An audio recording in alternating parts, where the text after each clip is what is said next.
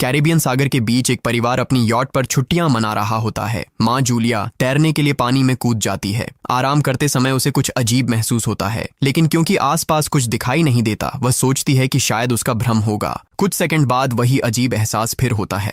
इस बार भी कुछ नजर नहीं आता, लेकिन अब वह घबरा जाती है और यॉट की तरफ तैरना शुरू करती है। तभी अचानक कोई उसकी टांग खींचने लगता है और वह मदद के लिए जोर जोर से चिल्लाने लगती है। उसकी बेटी कैसी हेडफोन लगाकर म्यूजिक सुन रही होती है, इसलिए उसे कुछ सुनाई नहीं देता। पति टॉम और बेटा बेन मछली पकड़ने में व्यस्त होते हैं। जूलिया पानी के ऊपर टिकने की कोशिश करती है, लेकिन मुंह में पानी जाने की वजह से चिल्लाना मुश्किल हो जाता है। थोड़ी देर बाद टॉम को एहसास होता है कि काफी देर से उसने जूलिया को नहीं देखा। वह यॉट पर उसे ढूंढता है और फिर अपनी पत्नी को खतरे में देख लेता है। वह बच्चों को बुलाता है, यॉट को उस तरफ ले जाता है और पानी में कूद जाता है। जल्दी से जूलिया तक पहुंचकर उसे संभालता है और यॉट की ओर तैरता है। बच्चे दोनों को ऊपर खींच लेते हैं। परिवार जूलिया को संभालता है, लेकिन जूलिया खुद को समझाती है कि शायद लहरों की वजह से ऐसा हुआ होगा।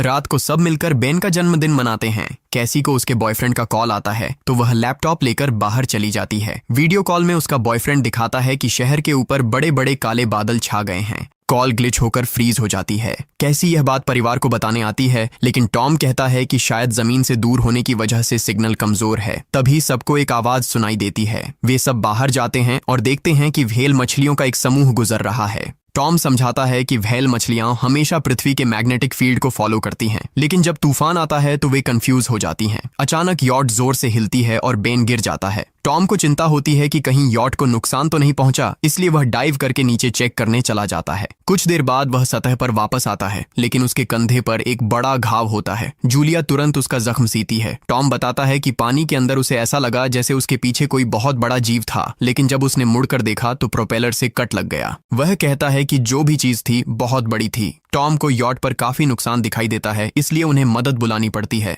जूलिया बार बार रेडियो पर कोशिश करती है। कैसी फोन पर सिग्नल ढूंढती है, लेकिन कुछ भी काम नहीं करता। तभी कैसी को एक अजीब सा जीव दिखाई देता है और वह चिल्ला उठती है, लेकिन वह तो बस बेन होता है जो मास्क पहनकर मजाक कर रहा होता है। कुछ देर बाद यॉट पूरी तरह बंद हो जाती है और समुद्र के बीच में फंस जाती है। जूलिया रेडियो में एक आवाज सुनती है, लेकिन आवाज इतनी खराब होती है कि उसे कुछ समझ नहीं आता। टॉम परिवार को बताता है कि उनके पास सिर्फ 4 दिन का खाना पानी बचा है और अब उन्हें किसी मछली पकड़ने वाली नाव का इंतजार करना होगा। अचानक रडार पर कुछ डिटेक्ट होता है और परिवार को एक अजीब सी आवाज सुनाई देती है। सब दौड़कर बाहर आते हैं और हैरानी से देखते हैं कि कई सारे उल्कापिंड जमीन पर गिर रहे हैं।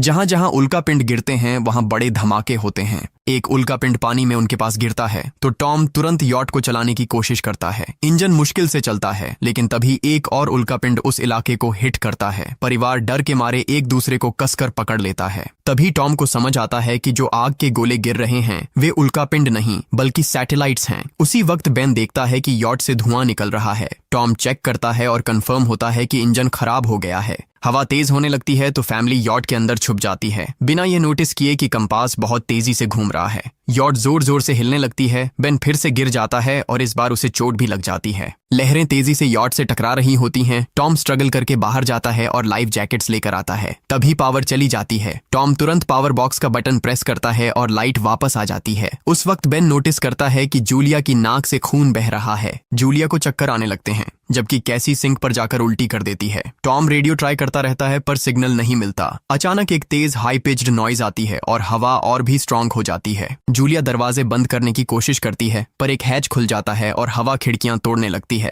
टॉम एक फ्लेयर जलाता है और थोड़ी देर बाद अंधेरा छा जाता है।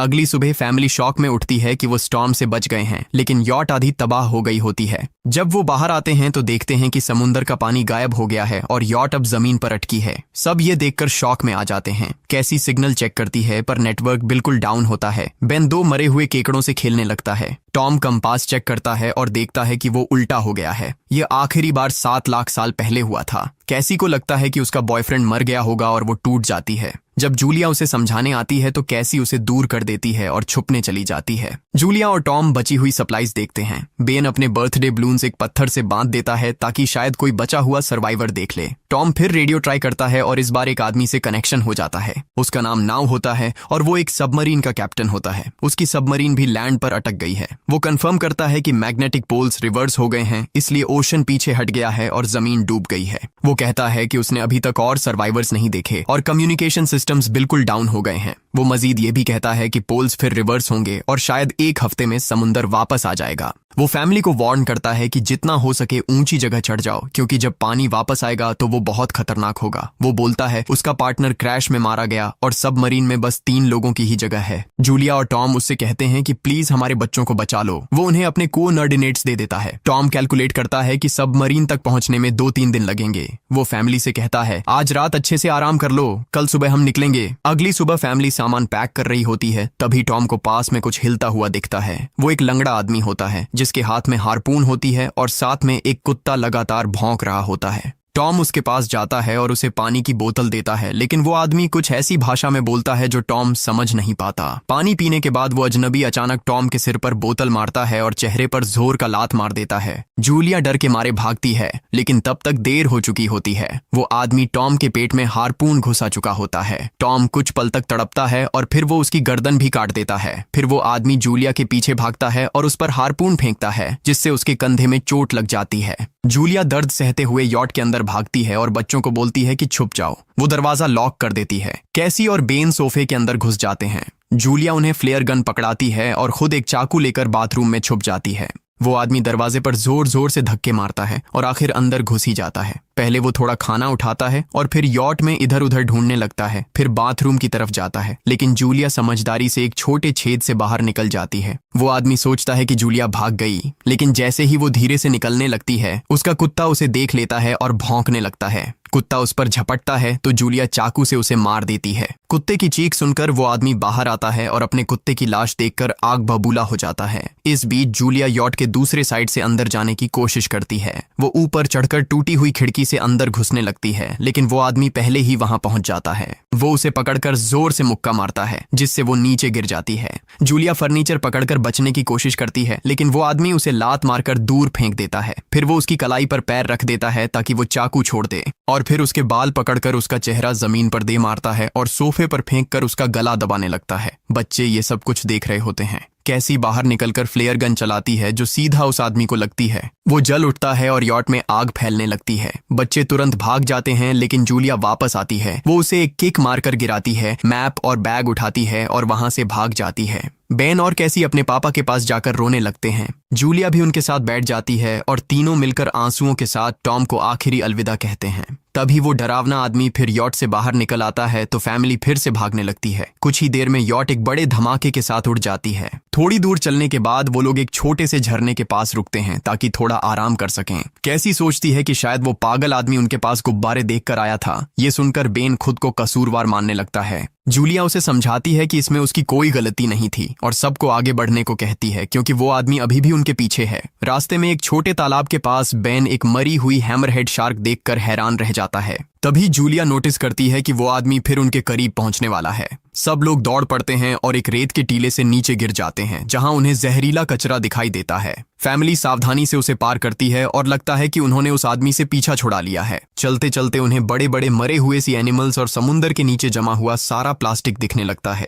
बेन धीरे धीरे चलने लगता है तो जूलिया समझ जाती है कि वो डिहाइड्रेशन के करीब है। वो सबको रुकने को कहती है। जब वो पानी की बोतल देखती है तो उसे झटका लगता है। बोतल में पानी लगभग खत्म हो चुका होता है। कैसी को एहसास होता है कि शायद उसने बोतल ठीक से बंद नहीं की थी। जूलिया गुस्से में चिल्लाती है कि उसकी लापरवाही की वजह से पानी खत्म हो गया। कैसी जवाब देती है, क्या फर्क पड़ता है, वैसे भी हम बचने वाले नहीं हैं। दोनों के बीच लंबी बहस होती है, फिर भी फैमिली आगे चलती रहती है। कुछ देर बाद उन्हें एक क्रैश हुआ प्लेन मिलता है। अंदर कुछ हिलता डुलता देख सब डर जाते हैं, लेकिन वो सिर्फ कुछ पक्षी होते हैं। फैमिली तय करती है कि रात यहीं प्लेन के अंदर गुजारेंगे। वो थोड़ा सा स्नैक शेयर करते हैं और जूलिया को टॉम की जैकेट में एक फैमिली फोटो मिलती है, जिसे देखकर उसका दिल टूट जाता है। कैसी पूछती है, मॉम आप और डैड की लव स्टोरी क्या थी? जूलिया मुस्कुराकर बताती है, टॉम हॉस्पिटल में मेरा पेशेंट था। फिर एक दिन उसने फूल और एक प्यारी सी कविता देकर अपना प्यार जताया था। रात के बीच में कैसी प्लेन से बाहर जाती है। तभी वो डरावना आदमी उसे पीछे से पकड़ने की कोशिश करता है, लेकिन जूलिया अचानक पीछे से उस पर टूट पड़ती है और बार बार चाकू से वार करके उसे मार देती है। कैसी अपनी माँ को गले लगाकर शांत करती है। अगली सुबह उस आदमी की लाश पर कीड़े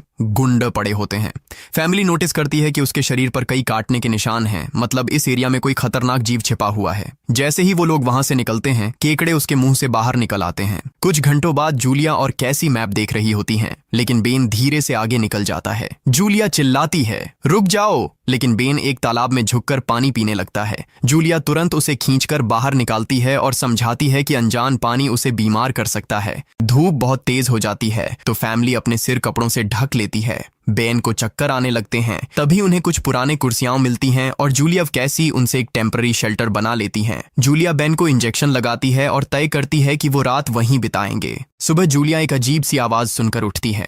बाहर जाकर देखती है तो क्रैब्स का एक बड़ा झुंड उनकी तरफ आ रहा होता है। वो तुरंत बच्चों को उठाती है और तीनों भागना शुरू कर देते हैं। भागते भागते उन्हें एक बड़ा कार्गो शिप दिखाई देता है। वहां 3 क्रू मेंबर्स जिंदा होते हैं। एक औरत उनकी मदद करना चाहती है, लेकिन बाकी 2 आदमी मना कर देते हैं और तीनों फैमिली को बाहर छोड़कर कंटेनर लॉक कर लेते हैं। क्रैब्स पास आ जाते हैं। जूलिया बच्चों को कंटेनर के ऊपर चढ़ाती है। खुद जब चढ़ने लगती है तो क्रैब्स उसके पैर को जोर से काट लेते हैं। बच्चे उसे खींचकर ऊपर चढ़ाते हैं, नहीं तो वो नीचे गिर जाती। कंटेनर के एक छेद से आधे क्रैब्स अंदर घुस जाते हैं। क्रू मेंबर्स फायरिंग शुरू करते हैं, लेकिन क्रैब्स उन पर हावी हो जाते हैं और दोनों को मार डालते हैं। आखिरी आदमी छत के होल तक पहुंचता है, लेकिन क्रैब्स उसे भी नीचे खींच लेते हैं और वो भी मर जाता है।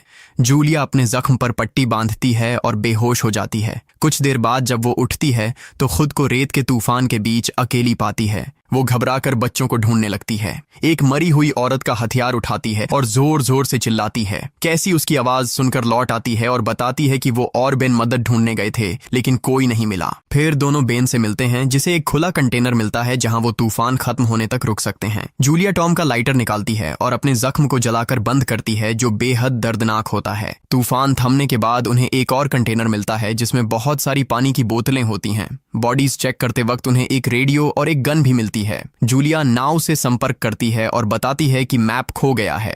इस पर नाव बताता है कि उन पर आर्थ्रोपॉड्स ने हमला किया था। वो अब इसके जीव हैं, जो ऑक्सीजन की वजह से पूरी तरह पागल हो चुके हैं।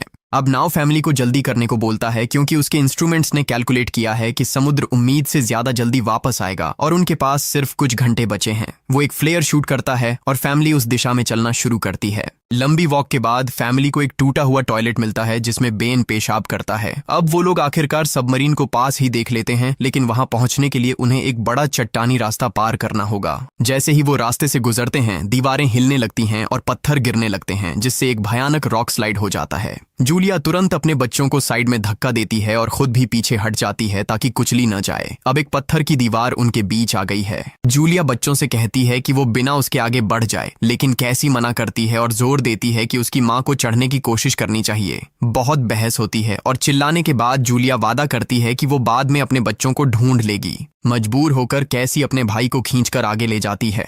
बच्चे चट्टानी रास्ता चढ़कर सबमरीन की तरफ भागते हैं, लेकिन वहां पहुंचकर देखते हैं कि नाव बाहर खून में लथपथ पड़ा है। वो समझाता है कि उसके लिए सब खत्म हो गया है और अब बच्चे सबमरीन ले सकते हैं। ये सोचकर कि एक एक्स्ट्रा जगह होगी, कैसी वापस अपनी मां को ढूंढने भागती है। तभी जूलिया केकड़ों को आता देखती है और वो फायरिंग शुरू कर देती है। कुछ केकड़ों को वो मार देती है, लेकिन झुंड बहुत बड़ा होता है और सबसे लड़ना मुश्किल हो जाता है। उसी वक्त कैसी दीवार के ऊपर दिखाई देती है और हाथ आगे बढ़ाती है तो जूलिया अपने घायल पैर के बावजूद तेजी से चढ़ना शुरू करती है। कैसी की मदद से वो दूसरी तरफ पहुंच जाती है और दोनों साथ में सबमरीन की तरफ भागते हैं। बेन पहले से ही ऊपर खड़ा होता है और फायर खोल देता है ताकि केकड़े डिस्टर्ब रहें जब तक फैमिली ऊपर चढ़ जाए। केकड़े नाव के शरीर तक पहुंचते ही तुरंत उसे खाने लग जाते हैं। जूलिया गन उठाती है और फायरिंग जारी रखती है जब तक बच्चे अंदर चले जाएं। जब वो सुरक्षित हो जाते हैं, जूलिया समझती है कि गोलियां खत्म हो गई हैं, तो वो गन केकड़ों पर फेंक देती है और अपने बच्चों के साथ अंदर चली जाती है। फैमिली हैच को अच्छे से लॉक करती है और खिड़की से केकड़ों को सबमरीन के चारों तरफ देखती है। इसी वक्त समुद्र वापस आ जाता है तो तीनों तुरंत अपनी सीटों पर बैठकर बेल्ट पहन लेते हैं और एक दूसरे का हाथ पकड़ लेते हैं।